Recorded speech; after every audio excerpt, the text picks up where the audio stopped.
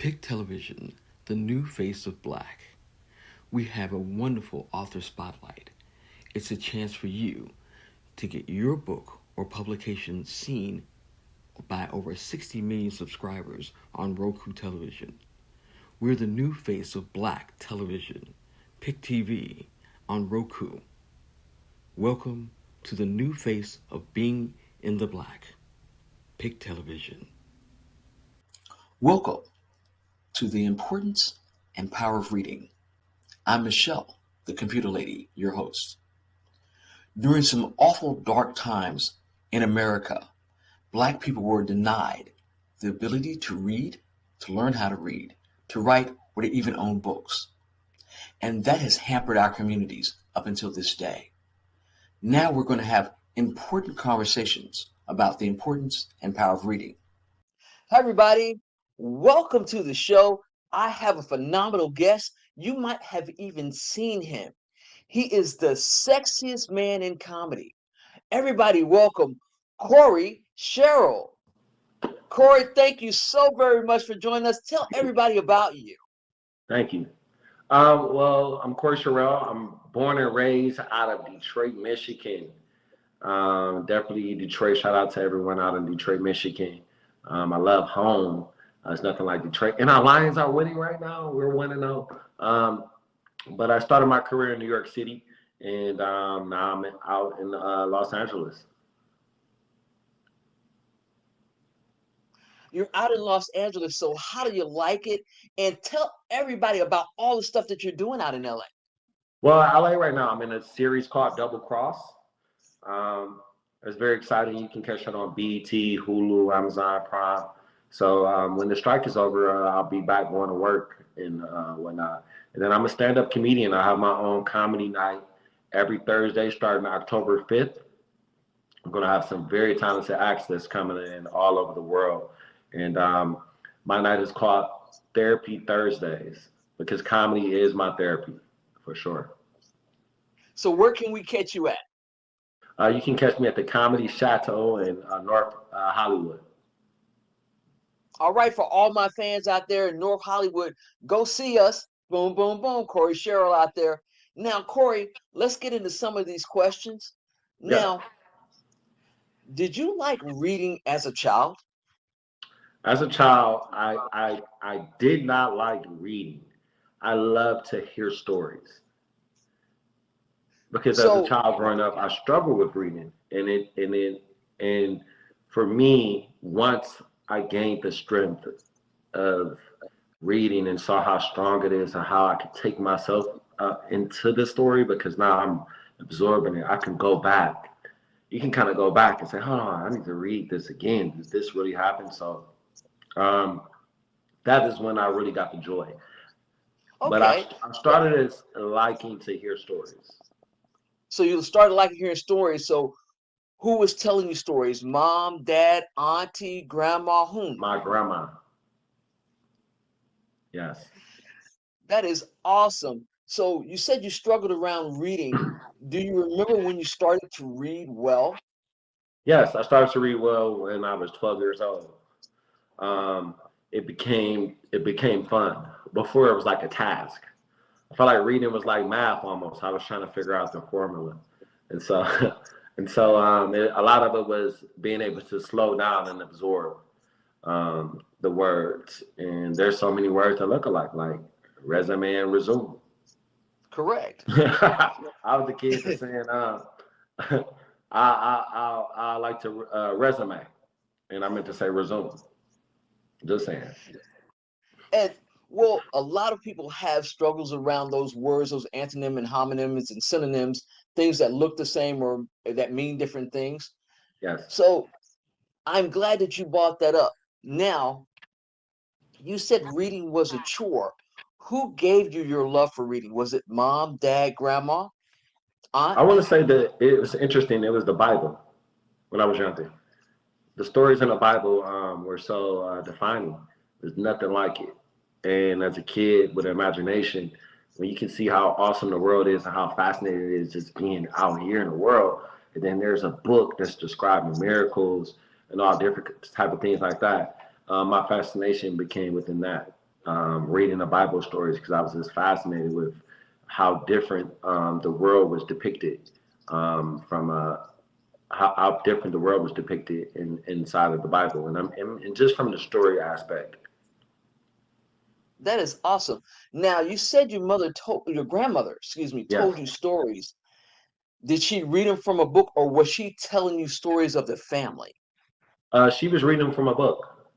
So Langston Hughes, she used to read his story.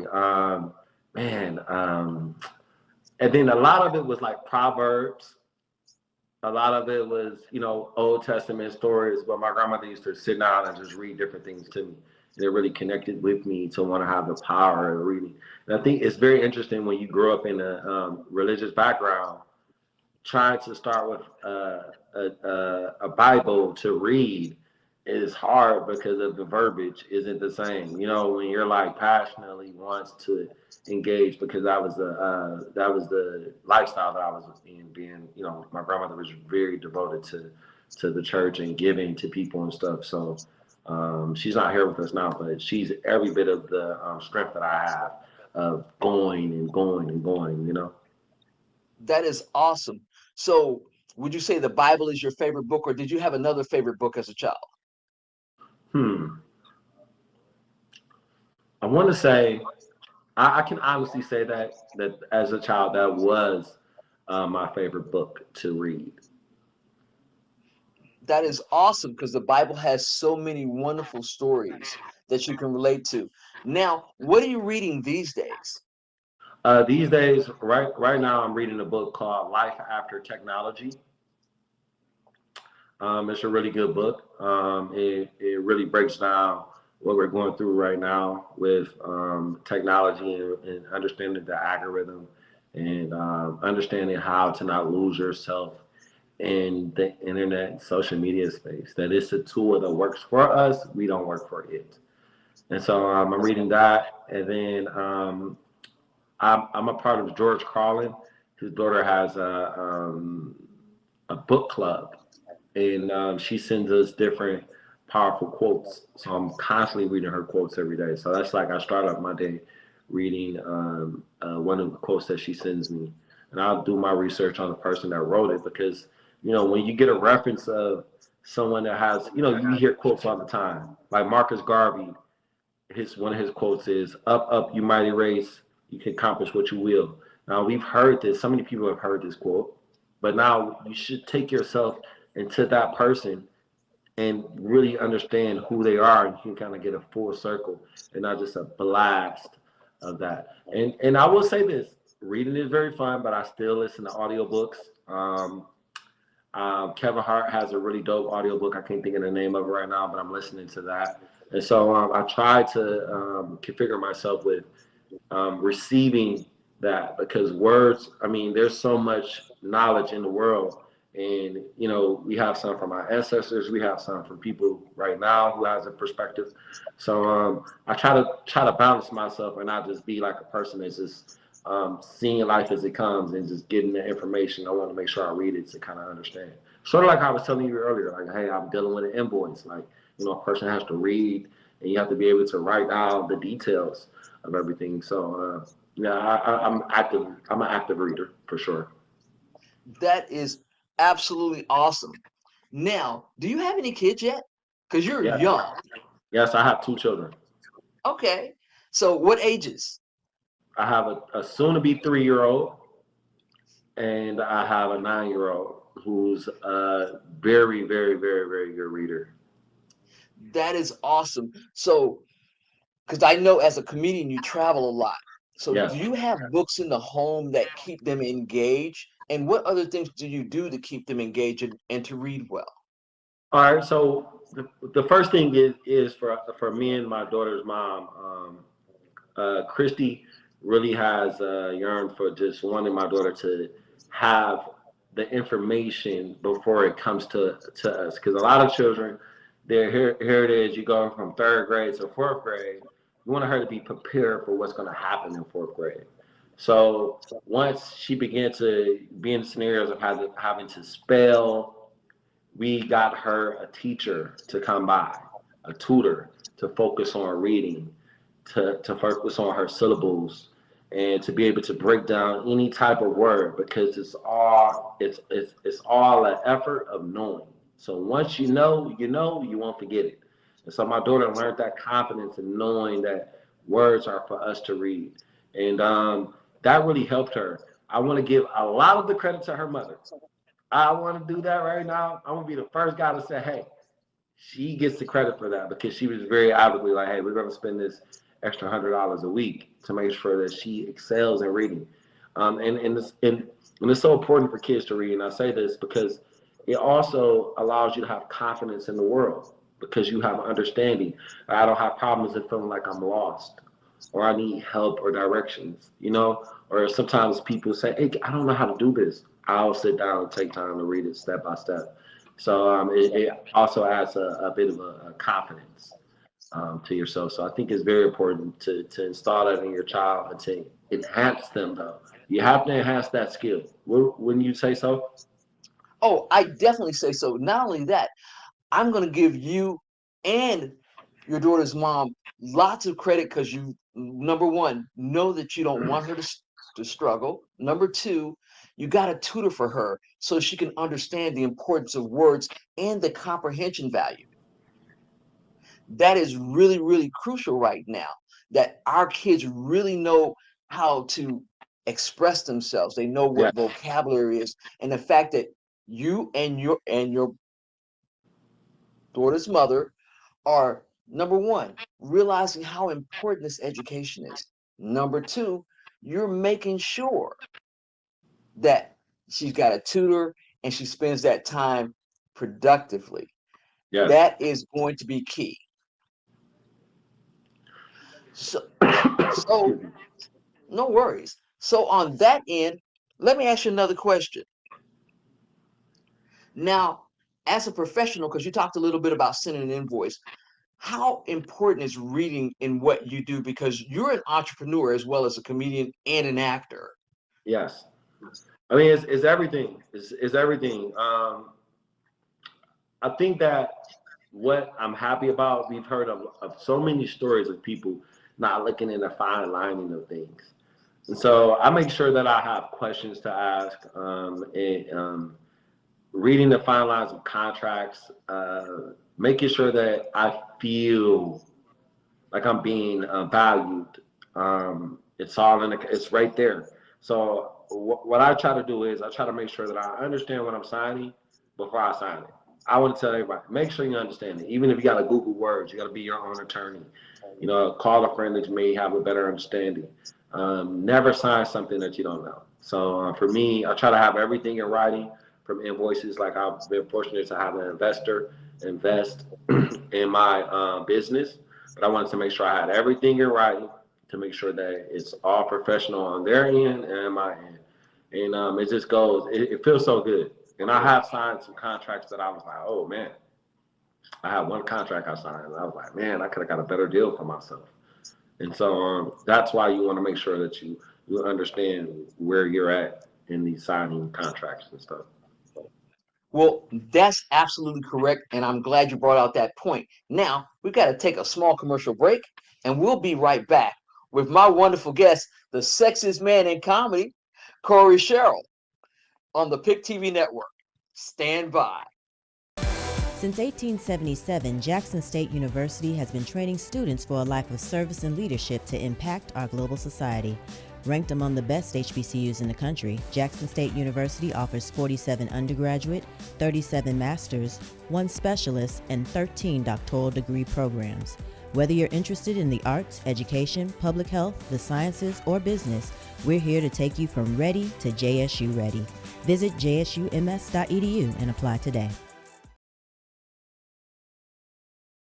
So, knowing how to read the fine lines of contracts is so very important. Corey, welcome back to the show. Thank you. Thank you. What do you think the state of literacy is among our children, small children, adolescents, and even adults?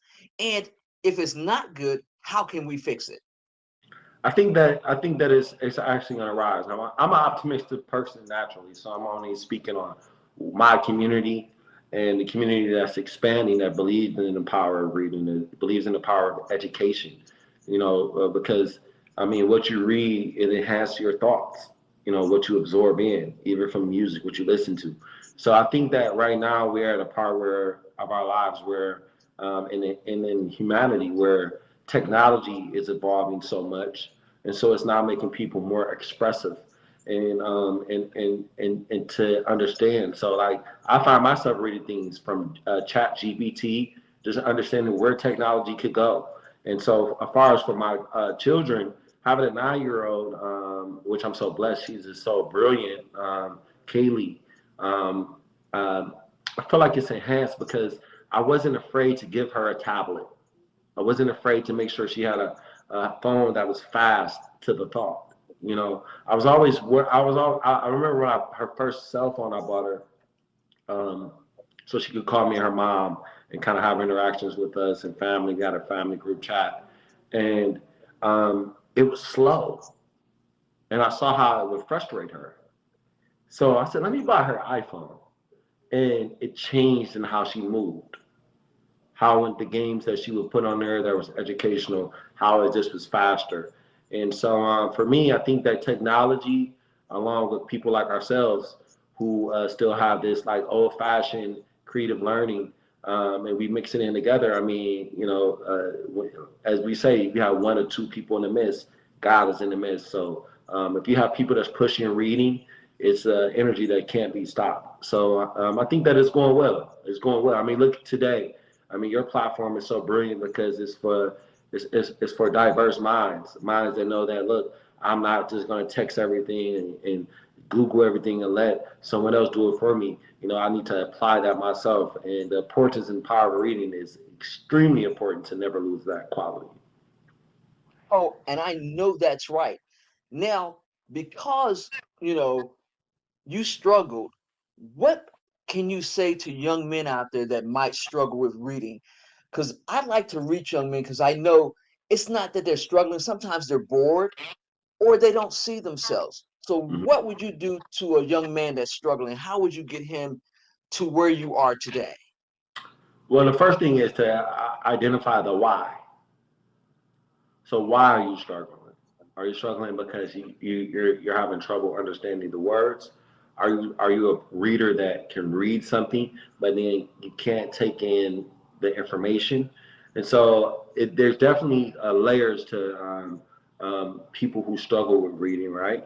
And then you go from what I can be. So I think that it's very encouraging to hear stories like myself. I mean, Floyd Mayweather is a person that was strongly made fun of in front of public society of his struggles with reading, but you never stop learning. So just because you're a late learner, you can't get mad or frustrated on the road. You have to look at the journey. You are capable of doing all things, and so that you put the work into. So if you put the work into it, you'll be able to do it. So that's one factor: seeing the end goal. I can conquer this, and then asking for help. And asking for help could be going to your local library. It could be going up to an English teacher, asking them some questions about books, or it could also be going to your parents, sitting down with them and saying, "Hey, mom, I'm getting a C, not because I'm not trying, not because I'm talking, but I actually have a hard time understanding and reading." And it's not frowned upon. It's a lot of things that I cannot do that I can do now, and I wish I never worried about it if I just focused on applying. It would have probably been a more happier result. But now, what do we say all the time? If I knew what I knew back then. So anybody looking at this, look at me as an example of you can. I love it. I love it. And the fact that you brought Floyd Mayweather. Now, I don't care what they say about Floyd Mayweather. He I has love the guy. proven himself time and time again a smart and capable businessman, Yes, an excellent defensive fighter, and a good father. yes. So even though he struggled, he has managed to, just like you have, elevate himself in the reading area. So good shout out with Floyd and the things that we do. Now, you talked about giving your daughter technology. You talked about bringing her in and making sure that she had faster technology to keep her from being frustrated. So STEM, science, technology, engineering, and math, is really big. It's a big buzzword these days. Yes. How can we get our kids interested in STEM technology to not only better their lives, but to get them in those types of fields and those industries and those occupations? You go, Well, Harold. I think when so I want to start from children that's like my daughter's age. I think the number one thing for us was trying to find games that she could play that could challenge her mind, whether it's word games, Scrabble, you know, games that can really heighten it, and that's something that we do need more of. We need more games that where education can be fun. I mean, because like when you sit down and think about it, a lot of the seriousness of what we've learned, you sometimes can go to college and you may not even apply that. Then you go into real life and now you're just it was always about cognitive skills. That's what it ended up coming to be. I mean, I've had when I worked for the Georgia Prevention Project, where I was responsible for commercials and to use words to let students know and be aware of RX drugs and how you shouldn't use Adderall to heighten your skills and your capability of learning, right? And a lot of these people, and like myself, you get jobs that maybe all of the hard work that you did it didn't you may think that it didn't have nothing to do with that, but it all aligns with cognitive skills. We've been able to solve problems, we've been able to express. And so for me, I think that is very important to look at the gap of learning what you're reading and understanding that you need to have that strength. So have the strength, but also read for understanding. And so that's the biggest balance point to read for understanding. Awesome. So comprehension, reading for understanding. And then the other thing, how important is it for you to make sure that your children have books in their homes? It's very important. It's very important, for parents, there's no excuse because you have a lot of free book drives. I know that Starbucks does it, um, and then you have a lot of free events that promote reading, like Real World out in. I'll do a collab with them out in New York City or the Schomburg Library. There's so many stories that we've endured. I mean, that's the man that took book by book and built a library. So many stories like that that should just encourage us to keep that going, keep that muscle working. Oh, absolutely. And big shout out to the Schomburg Library. They do some amazing work. Now, on that point, we got to take a small commercial break, and we're going to be right back with my guest, Corey Sherrill, the sexiest man in comedy, actor, and father on the Pick TV network as we talk about the importance and power of reading.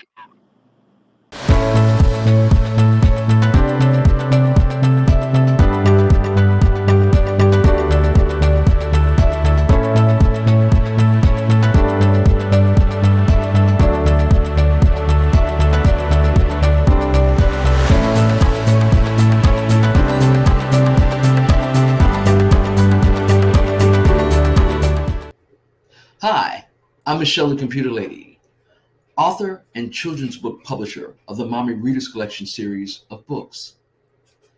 Well, we know how important it is for us to read, but we also know how important our public hospitals are. We're here in Atlanta. My public hospital is Grady. They saved my life. And I would like to give back, and I need your help to do so. I've created a new fundraiser called Building Towards Our Future. And what's going to happen is we're going to make sure, you and I together, that Grady keeps on serving the marginalized, the poor, and the indigent in the Atlanta metro area. All right, stay tuned for more announcements. I'm going to be telling you how real soon. Thank you for joining me in this fight to make sure that we can live with Grady.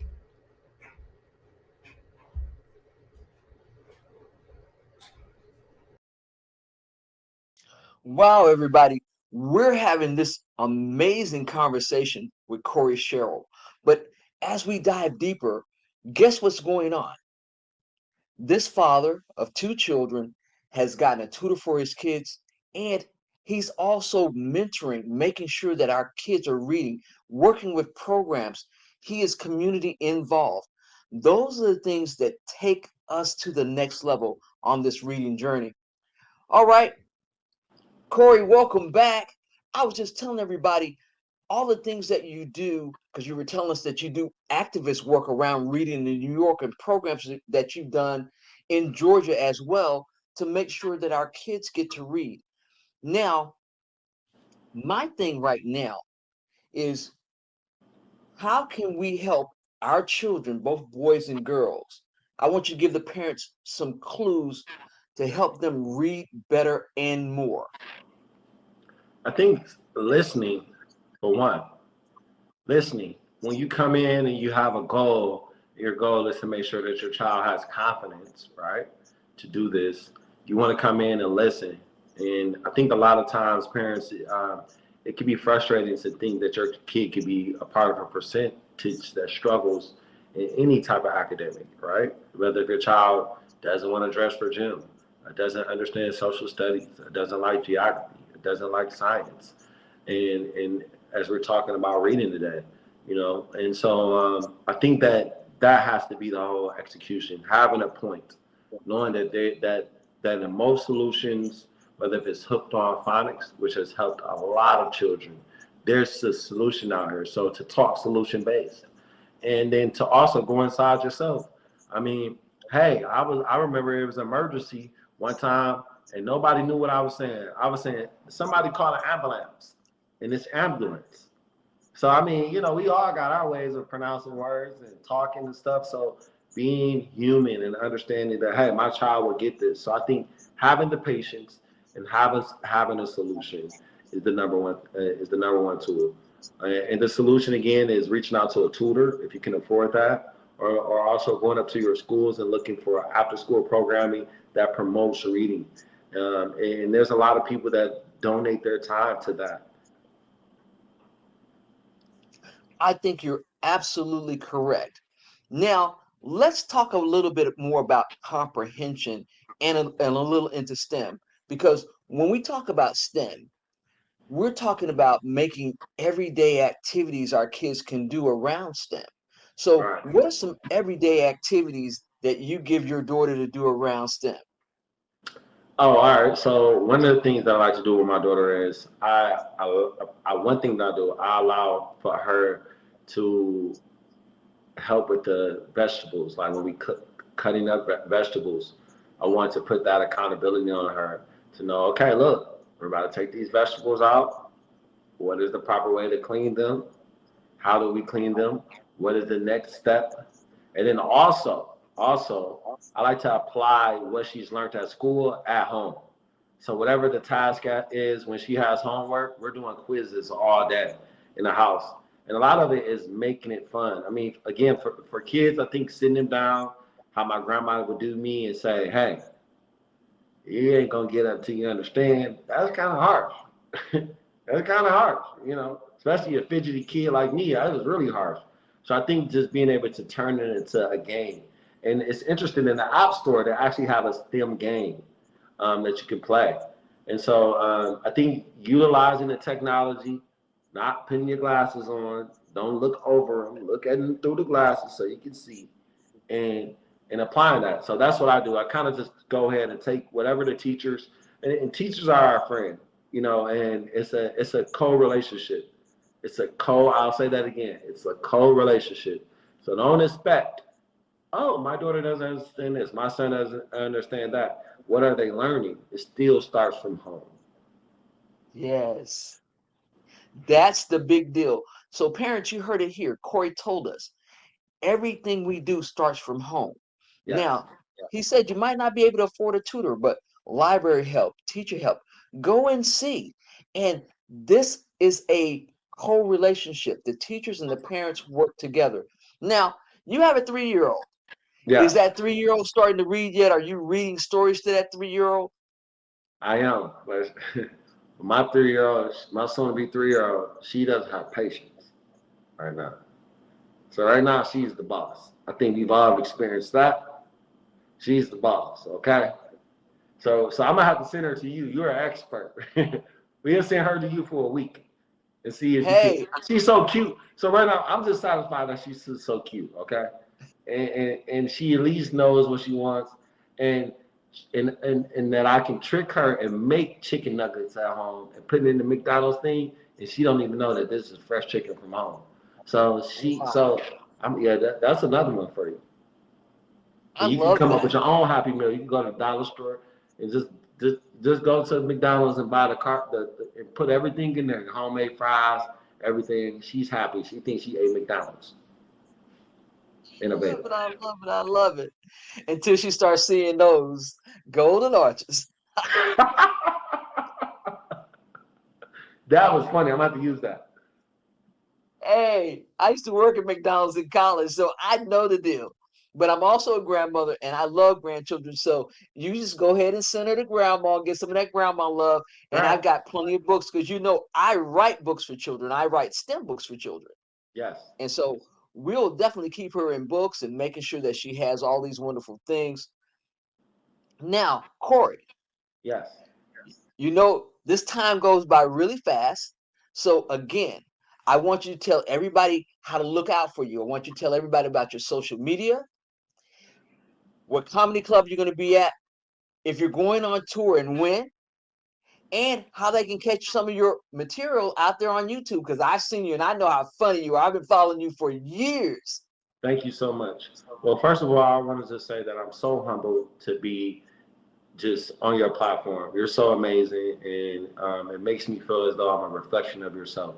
And so I'm just grateful to be on your platform to just be a part of the positive energy that we need to see more of. So anything that you're doing is, I've said it.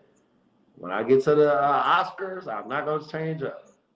When I get all these, I'm gonna come and devote time, and hopefully we can do something public for the community together, and where I can pour into more of your projects, because I think it's very important to support our people, and I mean the human race, period.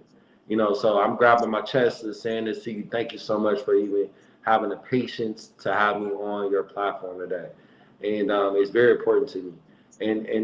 And so if you guys want to see me, okay, you can go on. I post a lot of things on Instagram, guys. You can go on Corey Sherrill at Instagram, Corey Sherrill across all platforms. And Sherrill is spelled Sherrill, Corey, Corey. And if you have a hard time remembering how to spell my name, you can just hashtag sexiest man in comedy, and I come up. I own a domain. I read how to own a domain, and I own it.